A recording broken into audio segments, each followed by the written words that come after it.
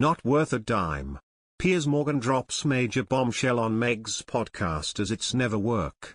Meghan Markle's long-awaited podcast will land on Spotify this summer, but readers won't be listening to it. In a poll that ran from 10 a.m. on Friday, March 18, to 8 a.m. on Monday, March 21, asked, "Will you listen to Meghan Markle's new Spotify podcast?"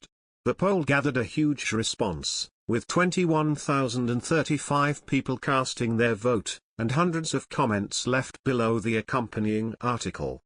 Overwhelmingly, voters said no, they won't be listening, with 98%, 20,699, choosing that option.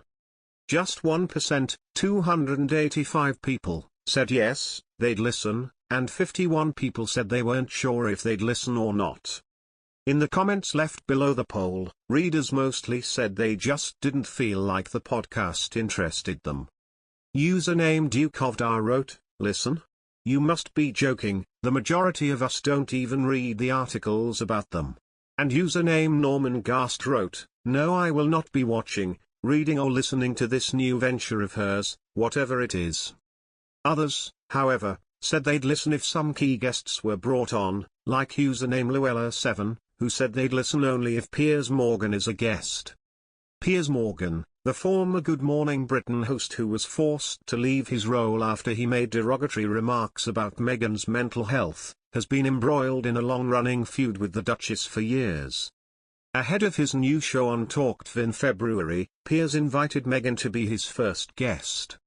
He said, "If Meghan Markle's watching, I'm sure she is, if you want to be my first guest, we have a bit of unfinished business. I'm available." The Duchess didn't publicly respond to the call, but it is highly unlikely she would agree, or that she would ever invite him on her podcast as a guest. After Meghan told Oprah in a tell-all interview last year that she had been having suicidal thoughts, Piers said he didn't believe a word she said. The comments led to a huge outcry, with Meghan herself filing one of the 54,000 complaints to broadcasting watchdog Ofcom.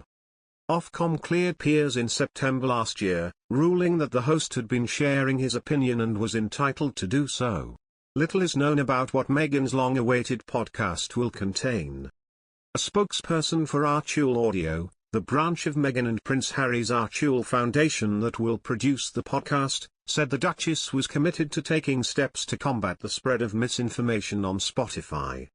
This comes after Meghan expressed her concerns to the company's executives over infamous podcaster Joe Rogan's false claims regarding COVID vaccines. However, the spokesperson added that Archie has been encouraged by ongoing conversations with senior leadership, and is working towards policies, practices and strategies meant to raise creator awareness, minimize the spread of misinformation and support transparency. When Prince Harry got down on one knee and asked Meghan Markle to be his royal wife, he knew he had a lot to teach her. Becoming his wife also meant becoming the Duchess of Sussex and marrying into one of the most famous families in the world. In the lead-up to their wedding and in the early months of their marriage, he stood at her side to guide her through official engagements, charity outings and private meetings with the Queen and the rest of the firm.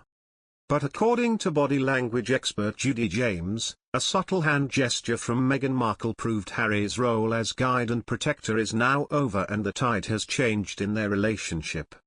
In their infamous interview with Oprah Winfrey, the couple sat side by side on garden chairs as they detailed their version of life within the royal family. Meghan made accusations of racism and said the Duchess of Cambridge made her cry, while Harry said his brother Prince William is trapped and claimed his dad Charles cut him off financially.